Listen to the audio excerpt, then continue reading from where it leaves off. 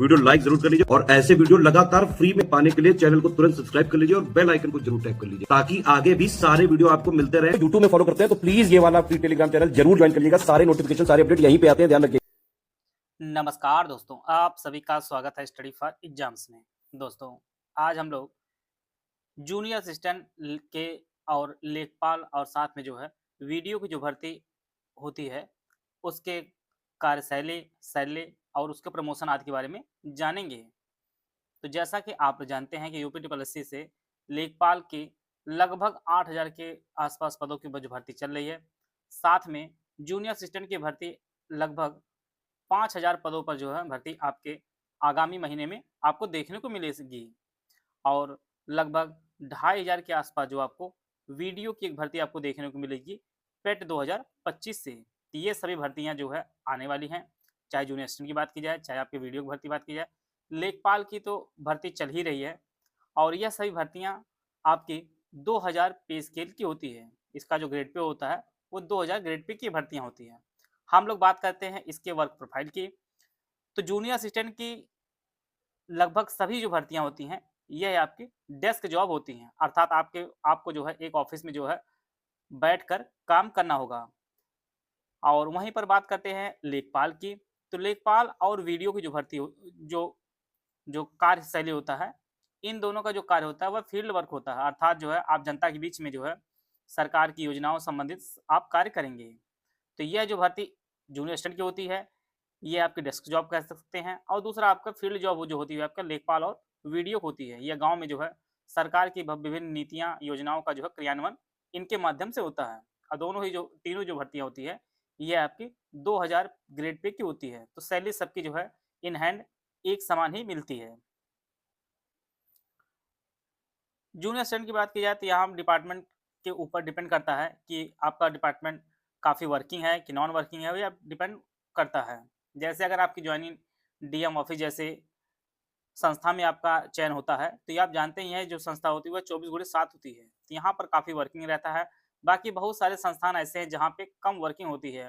तो अगर आप आगे पढ़ाई करना चाहते हैं, अगर आपका चयन या इच्छा हो किसमें आप जॉइनिंग लें, आपकी सबसे पहले प्राथमिकता यही होनी चाहिए कि आपकी एक जो भी कोई नौकरी मिले पहले उसको अस्थायी करिए। फिर इसके बाद आप चयन करिएगा उसमें कौन-सी नौकरी आपके लिए बेहतर है। अगर आपको आगे पढ़ना है तो यहाँ पर मैं आपको बताना चाहूँगा कि जो आपकी डेस्क जॉब वाली जॉब होती है वो सबसे बेस्ट जॉब होती है, क्योंकि जूनियर असिस्टेंट में कई ऐसी भर्तियाँ आती हैं जहाँ पर सप्ताह में आपको 5 ही दिन वर्क करना होता है। जितने भी हेडक्वार्टर वगैरह होते हैं लखनऊ में उन सभी में सिर्फ 5 डे वर्किंग होती है। साथ में छुट्टियाँ भी जो गवर्नमेंट छुट्टी मिलती है वो अलग से मिलती है। तो जान लीजिए कि महीने के 30 दिन में आपको लगभग 19-20 दिन ही जाना होता है। तो यहाँ पर एक अच्छा अवसर मिलता है आगे की पढ़ाई करने के लिए। बाकी अगर जो लोग लेखपाल की नौकरी या लेखपाल की तैयारी कर रहे हों, अगर उनमें अपना अवसर बनाना चाहते हैं, तो यहाँ पर उनके लिए 24/7 की नौकरी आपकी लेखपाल की होती है। तो यहाँ पर जो है डायरेक्ट जनता से सारी जनता की परेशानियाँ सुनना, उनका क्रियान्वयन करना, जनता से सीधे संपर्क होता है। तो यहाँ पर कोई ऑफ़िस, कोई टाइमिंग नहीं होती है। तो यहाँ पर वर्कलोड वगैरह लेखपाल में काफ़ी ज़्यादा होता है। तो अगर आगे के जो लोग पढ़ाई करना चाहते हैं, अगर वो लोग जूनियर असिस्टेंट जैसी अगर भर्ती में उनका नाम आता है, तो उनका चयन आप लोग ज़रूर करिएगा। क्योंकि इसमें आपकी हर चीज़ आपकी एक नियमित होती है। जैसे अगर विश्वविद्यालय जो भर्ती आपकी 3281 वाली भर्ती देखिए, वहाँ पर आप जानिए कि वहाँ का जो शेड्यूल है वो काफ़ी अच्छा है आपके पढ़ाई के अवसर को देखते हुए, क्योंकि कुछ महीने छुट्टी भी रहती है, ठंडक में है, आपकी गर्मी में है, वहाँ पर छुट्टी मिल जाती है चीज़ें और उतना वर्कलोड नहीं रहता है अन्य संस्थाओं की अपेक्षा। जहाँ डीएम ऑफ़िस हुई, आपके कुछ ऐसे ऑफ़िस हैं जहाँ पर फिंगर वगैरह लगा रहता है, तो आपको समय से आना, समय से जाना काफ़ी क्रिटिकल हो जाता है। तो ऐसी चीज़ों में इन सभी चीज़ों में देखना होगा आपको। अगर आप अपना व्यक्तिगत विकास या अन्य आगे नई तैयारी करना चाहते हैं, तो लेखपाल हुआ या जूनियर असिस्टेंट में ही आपका जैसे राजस्व वाली जो भर्ती है, इन सभी में आपका व्यक्तिगत विकास काफ़ी बेहतर है। अब बात करते हैं हम लोग प्रमोशन की।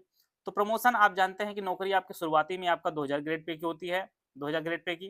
तो पहला जो प्रमोशन होता है वो आपका 2800 का होता है। 2800 पे स्केल पे आप जाएँगे, फिर आप 4200 पे जाएँगे और इसके बाद 4600 4800 जाने में बहुत कम लोग ऐसे होते हैं कि 4600 48 तक जाएँगे। ये डिपेंड करता है आपके विभाग के ऊपर डिपेंड करता है।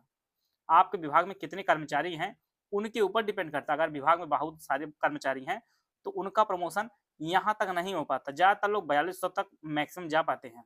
जिस प्रकार से 8-8 हज़ार लेखपाल की जो भर्ती भरी जा रही है, जो प्रमोशन का जो नंबर आएगा लोगों का, वो काफ़ी मुश्किल हो जाएगा। लोग 2800 पे बहुत सारे रिटायर हो जाएँगे, 4200 पे जाते-जाते बहुत कम लोग हो पाएँगे।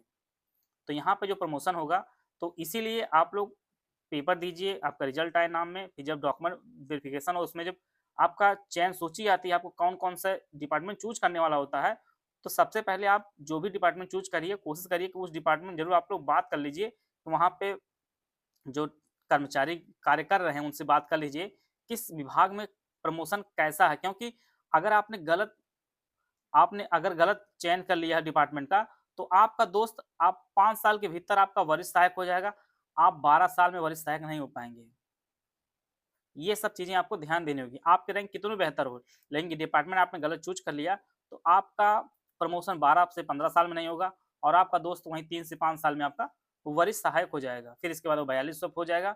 अब आप वहीं एसीपी लेते रहेंगे 2400 की, फिर आप 2800 की, ये सभी चीज़ें आपको ध्यान देनी होगी। प्रमोशन की बात की जाए तो जो लोग जूनियर असिस्टेंट होंगे, फिर आपका सीनियर असिस्टेंट होंगे, फिर हेड असिस्टेंट होंगे, जिन्हें आप प्रधान सहायक कहते हैं। फिर सेक्शन अफसर तक बहुत कम ही लोग पहुँचते हैं और प्रशासनिक अधिकारी तक बहुत कम लोग पहुँच पाएँगे अब। पहले के लोग थे जो लोग सेक्शन अफसर पहुँच पाते थे, फिर आपका प्रशासनिक अधिकारी बन पाते थे। लेकिन अब इतने कर्मचारी हो गए हैं हर विभाग में कि सीनियर असिस्टेंट और हेड असिस्टेंट से ही लोग रिटायर हो जाएँगे। तो यहाँ पर विशेष ध्यान देना होगा आपको कि आपने कौन-सा विभाग चूज़ किया, उस विभाग में कर्मचारी कितने हैं, प्रमोशन में आपका नंबर कहाँ पर आता है, ये सभी चीज़ें आपको ध्यान देनी होगी। वहीं बात करते हैं हम लोग लेखपाल की, तो लेखपाल का जो प्रमोशन होता है वो कानून को पहले हो जाता है और नायब तहसीलदार तक बहुत कम लोगों का होता है। तो काफ़ी समय लगता है प्रमोशन होने के लिए नायब तहसीलदार के पद पर। इस प्रकार से भर्तियाँ काफ़ी ज़्यादा आती हैं, तो लोगों को प्रमोशन में काफ़ी समय लग रहा है। बात करते हैं वहीं आपके वीडियो की, तो वीडियो का जो प्रमोशन होता है वह एडीओ पंचायत, सहायक विकास अधिकारी के रूप में और बहुत कम लोगों का जो प्रमोशन हो पाता है बीडीओ की, विकास खंड अधिकारी के रूप में। तो ये सभी प्रमोशन रहे हैं और चाहे लेखपाल हो, चाहे जूनियर असिस्टेंट हो, चाहे आपका वीडियो हो, सबकी जो ग्रेड पे होता है वो 2000 ग्रेड पे की सैलरी होती है। फिर आपका 2800, फिर 4200, फिर 4600, फिर 4800। 4600, 4800 बहुत कम लोग पहुँच पाते हैं। यहाँ पर मैं आपको कुछ पे स्लिप दिखाना चाहता हूँ। यह जो आपका डीएम स्टाफ के यहाँ पर है, लेखपाल पद का यहाँ पर है और यह 1 अगस्त 2025 का है और टोटल जो अटेंडेंस रही 31 दिन की अटेंडेंस रही है। इसमें जो है 21,700 बेसिक आपका होता है और इसके बाद डी आपका 11,935 रुपये मिलता है और जीआईएस 30 रुपये कटता और जीआईएस सेविंग जो आपका ये आपका 70 रुपये कटता है। तो टोटल जो ग्रॉस सैलरी बनती है वो 34,935 रुपये सैलरी बनी है, 100 रुपये डिडक्ट कटा हुआ है इन दोनों को मिलाकर और जो नेट जो सैलरी पे हुई है वह 34,835 रुपये पे हुई है। तो यह जो है लेखपाल की सैलरी है। इसी प्रकार से हम लोग बात करते हैं ग्राम पंचायत अधिकारी की और यह जो आपका 9 जनवरी 2025 को यह वाउचर बना है। इसमें 21,800 रुपये आपका बेसिक है, एचआरए आपका 800 रुपये है, 30 रुपये जीआईएस इंश्योरेंस का और सेविंग का जीआईएस सेविंग का आपका 70 रुपये कटा है। टोटल जो ग्रॉस सैलरी बनी है 34,000 सैलरी बनी है, 100 रुपये डिडक्ट हुआ है, तो 33,901 रुपये जो है नेट सैलरी बनी है। तो यह जो आपके ग्राम पंचायत अधिकारी की है। अगली जो सैलरी है वह जूनियर असिस्टेंट की है। यह जो आपके इसमें बेसिक पे 23,100 रुपये है और यहाँ पे जीपीएफ में जो है और एनपीएस में 3650 रुपये कटा हुआ है, डीए 13,398 रुपये है और जीआईएस का 100 रुपये कटा है, एचआरए 2,400 रुपये मिला है। तो टोटल जो सैलरी बनी है वो 38,898 रुपये बनी है, जिसमें आपका 3750 रुपये जो है डिडक्ट हुआ है। तो इन हैंड जो सैलरी आती है वो 35,148 रुपये जो है इन हैंड सैलरी आती है। तो सैलरी सबकी 2000 ग्रेड पे एक ही होती है, कुछ इसमें ज्वाइनिंग पहले हुई, कुछ ज्वाइनिंग बाद में हुई है। तो यह जो है क्लियर हुआ है। तो जो लोग भी junior assistant steno junior assistant लेखपाल और बीडीओ की भर्ती के लिए तैयारी कर रहे हैं, वो लोग अपनी तैयारी अच्छे से किए रहें, क्योंकि आप जानते हैं कि सिलेबस अभी भी कंफर्म नहीं है कि वीडियो जो सिलेबस है वह क्या आने वाला है।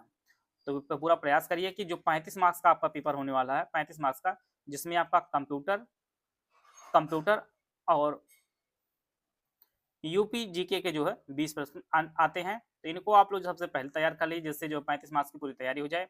साथ में जूनियर के पूरा सिलेबस आयोग ने जारी कर दिया है और लेखपाल की जो भर्ती है वह भी आप लोग भरिए और उसकी तैयारी शुरू कर दीजिए।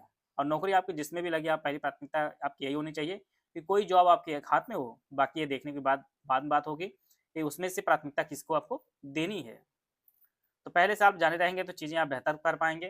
प्रमोशन वगैरह किस विभाग में बेहतर है, ये सभी चीज़ें आप पहले से करके जो है अपने जो है जो चयन सूची है उसमें अपने हिसाब चूज कर सकते हैं। अगर आपका कोई कमेंट, आप कोई प्रश्न हो तो आप कमेंट बॉक्स में जरूर पूछिएगा, उसका उत्तर दिया जाएगा। UPPSC BO pre full paid group with doubt clearance group, इसकी फीस 4500 रुपये है। इस ग्रुप में एडमिशन लेने पर आपको 2 ग्रुप में जोड़ा जाएगा, एक मेटेरियल ग्रुप में जिसमें सारा मेटेरियल दिया है, दूसरा आपका डाउट क्लियरेंस ग्रुप होगा। आप बीओ प्री संबंधित सभी डाउट आप पूछ सकते हैं। इस ग्रुप में ज्वाइन करने के बाद आप बीओ प्री 2000 संबंधित सभी संपूर्ण जो है तैयारी करके सिलेक्शन ले सकते हैं। करंट अफेयर, रीजनिंग, मैथ के नोट्स ग्रुप में शुरू होते हुए जो है ग्रुप दे दिया जाएगा। बाकी टेस्ट को, बाकी सब्जेक्ट को जो है 100 days wise classes PDF notes में दिया जाएगा। क्लासेस कंप्लीट होने के बाद सारे सब्जेक्ट वाइज कंप्लीट नोट्स आपको दे दिए जाएंगे। इस ग्रुप में कुल 22 टेस्ट कराए जाएंगे, 11 फुल लेंथ टेस्ट होंगे जिसमें 120 प्रश्न होंगे, 11 सेक्शन वाइज टेस्ट जिसमें 50 प्रश्न होंगे। इन टेस्ट में जो है ऑफिशियल सिलेबस के हिसाब से मोस्ट एक्सपेक्टेड क्वेश्चन कवर कराए जाएंगे। सिलेबस में दिए गए सभी टॉपिक्स के मोस्ट एक्सपेक्टेड क्वेश्चन को जो है टेस्ट सीरीज और पेड क्विज के माध्यम से जो है कवर कराए जाएंगे। Full paid group with doubt clearance group, इसकी फीस 3300 रुपये। इस ग्रुप में जो है ऊपर वाले सारे फीचर दिए जाएंगे लेकिन डाउट क्लियरेंस नहीं दिया जाएगा। तीसरा जो ग्रुप है only study material group without test series, इसकी फीस 2300 रुपये। इस ग्रुप में जो है करंट अफेयर, रीजनिंग और मैथ्स के नोट्स शुरू में उपलब्ध करा दिए जाएंगे। बाकी सब्जेक्ट को जो है 100 डेज वाइज क्लासेज और पीडीएफ नोट्स में दिया जाएगा। क्लासेस कंप्लीट होने के बाद सब्जेक्ट वाइज जो है कंप्लीट नोट्स दे दिए जाएंगे। इस ग्रुप में डाउट क्लियरेंस और टेस्ट सीरीज जो है नहीं दी जाएगी, सिर्फ आपको स्टडी मटेरियल दिया जाएगा। ऊपर के किसी भी ग्रुप में एडमिशन लेने पर आपको पेड क्विज चैनल में भी जोड़ा जाएगा।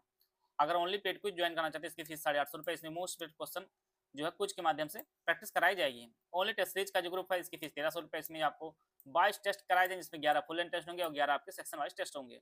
पेड क्विज और टेस्ट सीरीज अगर आप लेना चाहते हैं तो इसके लिए 21 रुपये पेमेंट करके आप इस बैच से जुड़ सकते हैं।